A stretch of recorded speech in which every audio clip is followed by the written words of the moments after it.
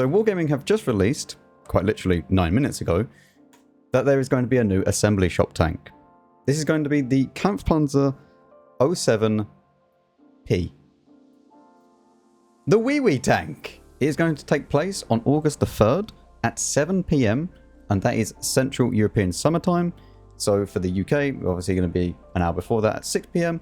So make sure that you're around if you are interested in picking one of these up. Now, there will be 75,000 of these to be given away.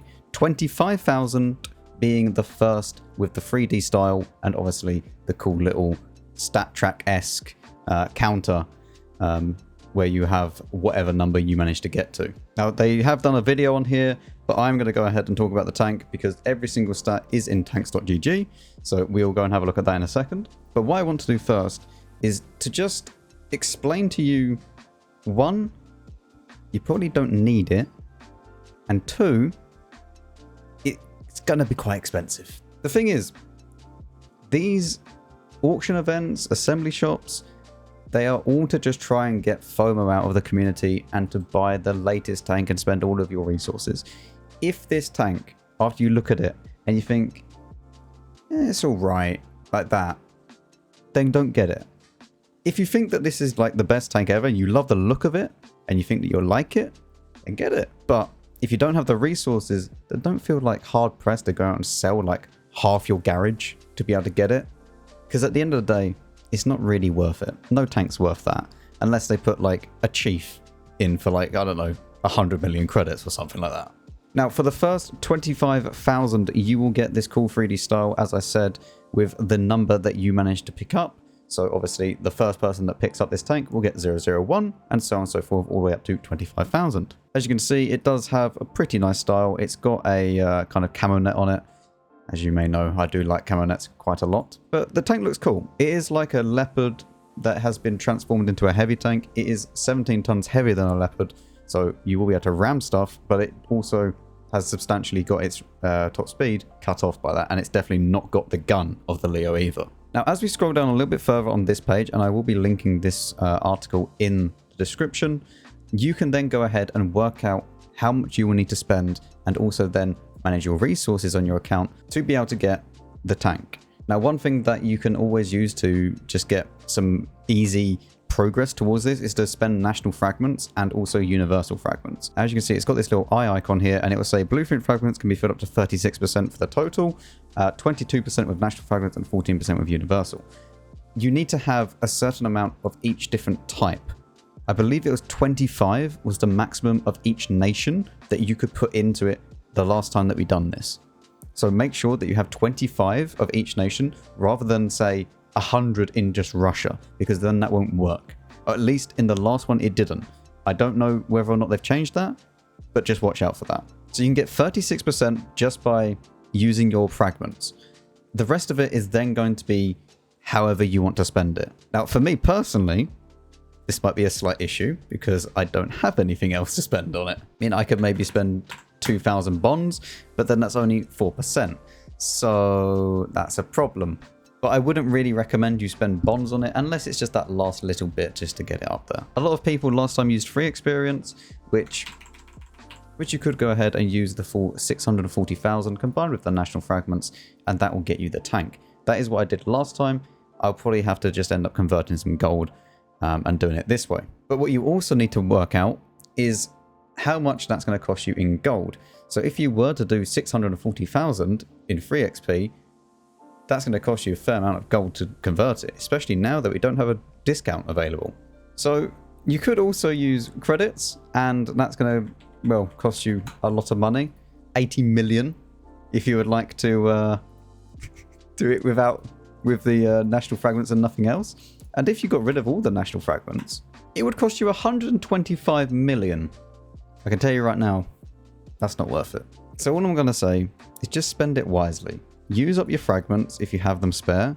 If you've been grinding tanks, then I probably wouldn't recommend you get this. And I said it last time in the last assembly auction. For people that don't already have every single tank in the game, this isn't really for you. And I know a lot of people disagreed with me saying that, but I still feel it's that way. If you are not if you haven't got like every single tank, or at least every single tank that you want to get, then you shouldn't bother getting this thing. Speaking about the stats on this vehicle, I've set it up with how I would probably end up setting it up. They did say in the video that you could drop the stab, but I don't think I would really want to drop the stab, to be honest. This is how I'd probably set it up. It's obviously got all the skills and whatnot. It looks good, right? It gets 300 track health, which means that you can actually get rid of the first field mod and you still have 510 track health. The only slight problem is the ammo rack. The ammo rack is insanely weak at 280, which they even mentioned in the video that the ammo rack's a problem, which I don't know why they want to make the ammo rack so weak all the time on tanks. Just why don't you just balance it out another way? It's just annoying, but still it's there. So you may want to choose experimental HP. Even if it was the tier 2 one, it's still okay. You could then choose the right hand field mod and you would still get more than enough track health. They also recommended using a turbo on this, but it goes at 50. You don't need to go any faster than that, to be honest. At least not in a heavy. I mean, sure, it might help you out moving around the map and whatnot, and also the reverse speed, but in my opinion, I'd choose experimental HP, ram and stab. At least looking at this from the stats, maybe once we get into the game it'll be completely different. But you have decent enough view range as well, and looking at the 3D model under the live section, you'll see that, yeah, it's quite well armored.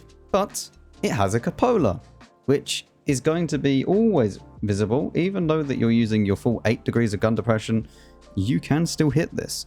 And also, if you use heat, you are always going to be able to hit this. Like, it's an easy shot to hit. They were also talking about how you can basically pen the upper bit and go through. I don't exactly know what they were talking about with that in the video, but okay.